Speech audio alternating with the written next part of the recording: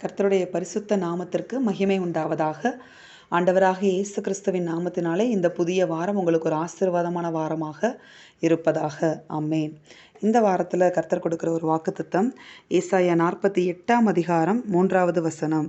பூர்வ காலத்தில் நடந்தவைகளை ஆதி முதல் அறிவித்தேன். அவைகள் என் வாயிலிருந்து பிறந்தன. அவைகளை வெளிப்படுத்தினேன். அவைகளை சடுதியாய் செய்தேன். அவைகள் நடந்தன. ஆமென். இன்னைக்கு ஆண்டவர் கொடுத்த ஒரு ரேமா வேர்டு இந்த வாரத்துக்காக. கடைசி வாரத்தில் நிற்கிறோம். இந்த மாதத்துடைய கடைசி வாரத்திற்குள்ளாக கர்த்தர் நம்மை கொண்டு வந்திருக்கிறார்.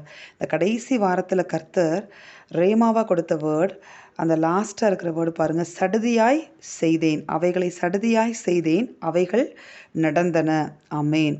கர்த்தர் சடுதியான காரியங்களை உங்கள் வாழ்க்கையில் என்ன செய்ய போகிறார்?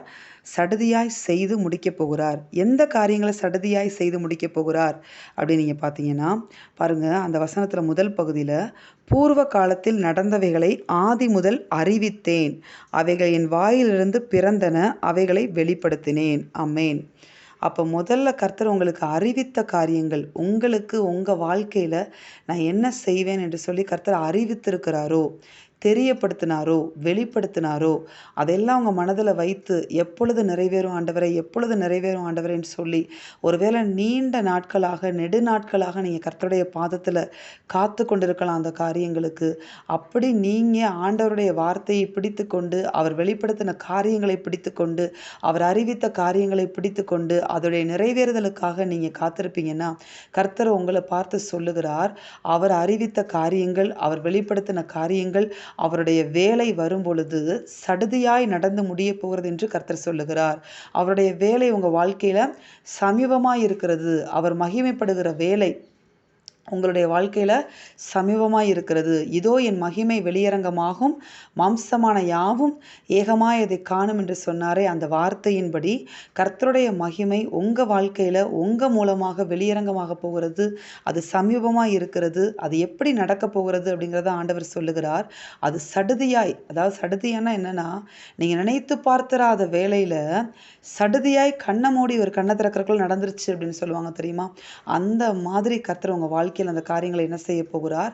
அவருடைய வேலை வரும் பொழுது சடுதியாய் நடத்தி முடிக்க போகிறார். எப்படி யோசேப்பை சிறைச்சாலையிலிருந்து சடுதியாய் பார்வோனுடைய அரண்மனைக்கு கொண்டு போய் எகிப்துக்கே அதிபதியாக மாற்றினாரோ, அடிமைப்பட்டிருந்த தேசத்தில் ஆளுநராக மாற்றினாரோ, அதே போல புதிய ஏற்பாட்டில் எடுத்துக்கிட்டிங்கன்னா சிமியோன் என்ன செய்து கொண்டிருந்தார்? இரட்சணியத்தை பார்க்கும்படியாக, இஸ்ரவேலுக்கு இரட்சகரை பார்க்கும்படியாக காத்திருந்தார். அவரை பாருங்க, சடுதியாய் ஆண்டவர் ஒரு நாள் சொன்னார், நீ ஆலயத்துக்கு போ அப்படின்னு சொல்லி பரிசுத்த ஆவியில ஏவப்பட்டு வந்த பொழுது அவர் நீண்ட நாளாய் காத்திருந்த இயேசுவை பார்க்கும்படி காத்திருந்த அந்த இயேசுவை தன்னுடைய கரங்களில் ஏந்தும்படியான அந்த கிருபையை தேவன் கொடுத்து அவர் சொன்னதை அப்படியே சடுதியாய் சிமியோனுடைய வாழ்க்கையில் நிறைவேற்றினார். யோசேப்புடைய வாழ்க்கையில் நிறைவேற்றினார்.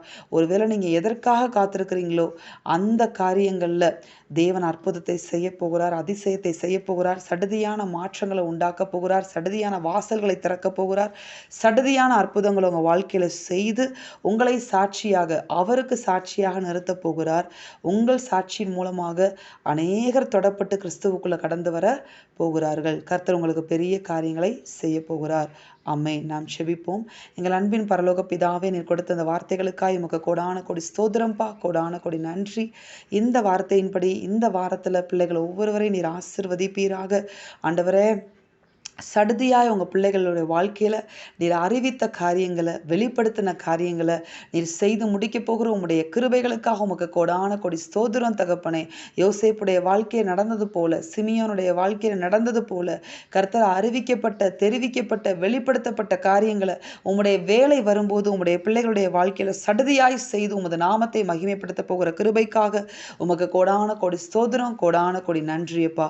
உங்கள் பிள்ளைகளுடைய வாழ்க்கையின் மூலமாக உம்முடைய நாமம் வெளியரங்கமாவதாக, உம்முடைய சாட்சிகளாக நீர் நிறுத்துவீராக. இந்த சாட்சிகள் மூலமாக அநேகர் தொடப்பட்டு கிறிஸ்துவுக்குள்ள கடந்து வர தேவனாகிய கர்த்தர் கிருபை தருவீராக. இயேசு கிறிஸ்துவின் வல்ல நாமத்தில் செபித்து ஒப்பு கொடுத்து ஜெயமெடுக்கிறோம் பிதாவே. ஆமென், ஆமென், ஆமென்.